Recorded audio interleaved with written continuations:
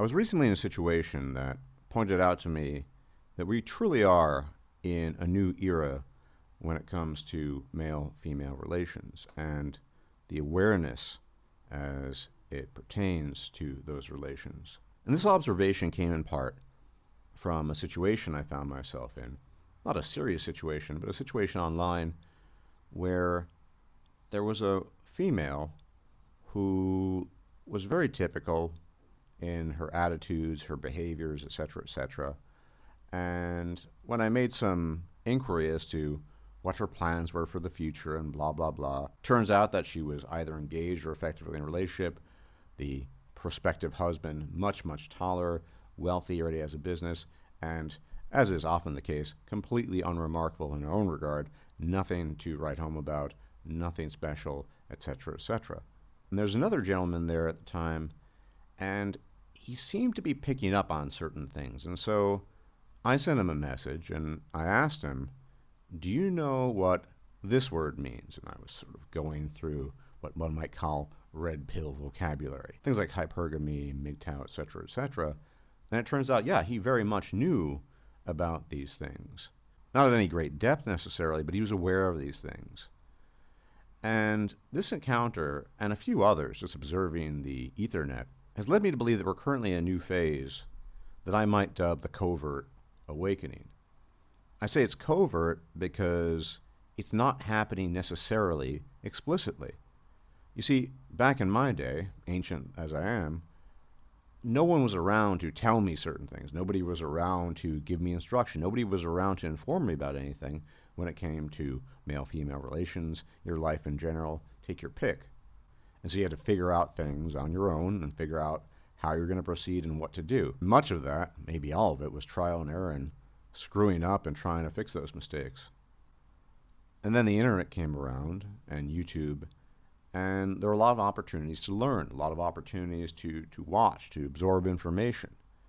The late, great Barbarossa is a great example of that, somebody who taught a lot of men, and a lot of men had learned from him. And that was a phase in of itself, in a sense. Essentially active learning, active absorption, active communication. But I truly think we're in a new era of sorts. And that's the era of covert awakening, covert absorption. Because when you think about it, the misbehavior of many women is becoming so overt and so obvious to so many people, even people that might have never even given it a second thought, that they don't even need to check out videos from the manosphere.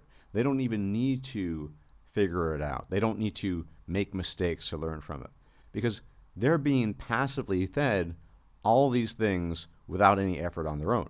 They're becoming covertly awakened to a certain reality as it pertains to men. And the interesting thing about this, I would argue, is if you're a guy of a certain age category, it's very, very likely, assuming you're not the top 20, 10% of men who presumably wouldn't necessarily have certain issues with women, although they still do oftentimes, you're just going to be aware of these things, because everywhere you look, whether you turn to the side or behind or walk forward, you're going to see the same thing again and again and again. Single mothers advertising themselves on Tinder. Single mothers advertising themselves on Tinder with their babies and children in tow, as if that were an attractive prospect to a potential suitor. And I'm using the word suitor pretty lightly here. One example, the double standards, the inherent risk that exists in interacting with women these days, particularly in a public setting. And so we've evolved over time in terms of our information flow. Back in my day, there really wasn't any. There was no internet. You just figured it out on your own, and you fell on your face on your own, and you try to pick yourself up. And then we did have an information flow embodied in the early videos of people like Barbarossa and Man, Woman, Myth. That was an active learning period. And now it's perfectly feasible, and I think very likely, that even men, particularly young men, who have no connection to YouTube whatsoever, don't watch any of the material, don't engage with any of the ideas of the manosphere, just look at women and think, there's something off here. It's not just that awakening that you might have from years ago in my generation, where there's something off here, but I can't put my finger on it. There's something off here. I know exactly what's off here. I even have the right vocabulary to describe it, all passively absorbed through avenues of information that hitherto did not exist, and I'm going to act on that.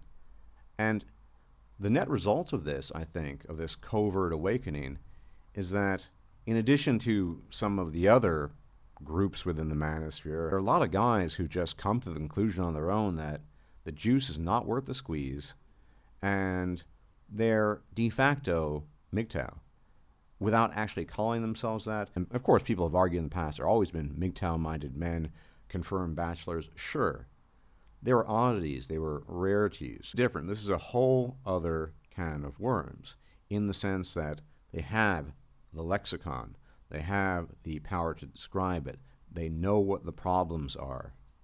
I've encountered a lot of these guys online in recent months who, you can tell, they're aware of certain types of behavior. They wouldn't necessarily describe themselves as going their own way or part of the manosphere, but they know something is up.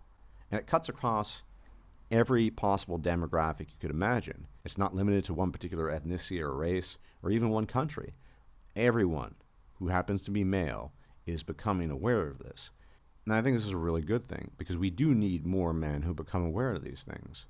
You get these situations, for example, with certain streamers on Twitch who have men who are throwing money at them nonstop in the vain hope that someday, somehow, some way, they're going to have some attention lavished back upon them, something that will never crystallize and never come true. The more likely that's not going to be the case. With all of that said, what I said in the previous video still stands. Women are probably not really going to care unless it's the Henry Cavills of the world all checking out simultaneously, and that's very, very unlikely. But that this covert awakening that I am bearing witness to, that we all are, is going to change the lives of the men involved, because they're not going to be throwing themselves at women, wasting their time, energy, and money. They're not going to be pursuing relationships that in most cases will inevitably fail them, leading to broken marriages, broken homes, and potentially broken children. And that's a good thing. To have the conscience to make decisions for themselves that are not infringed upon by unrealistic expectations, by unrewarded expectations thrust upon them by other people, who tell them, you need to do this. When you ask, what do I get for it? Nothing. You get the pleasure of doing it for the sake of others. And to emphatically say no to that. It's perfectly reasonable to believe in your own sovereignty and your own goals. But ultimately, gentlemen, the takeaway from all this, despite what everybody says, and despite even what some men in the manosphere think, is that it's never been about women, not really. Women are catalysts. They are instructive, if you will, if you want to be generous in describing their role. It's about you. It's about men. It's about what men need to realize for themselves, the situation they're in, and what they need to do with their lives, which is ultimately their decision and up to them. That's what this is about. A catalyst is just a catalyst. It's not the end result. The end result is you and what you decide to do with your life. If you liked this video, please like, share, and subscribe. And if you enjoy my content, please consider making a donation or becoming a patron. Thanks for watching.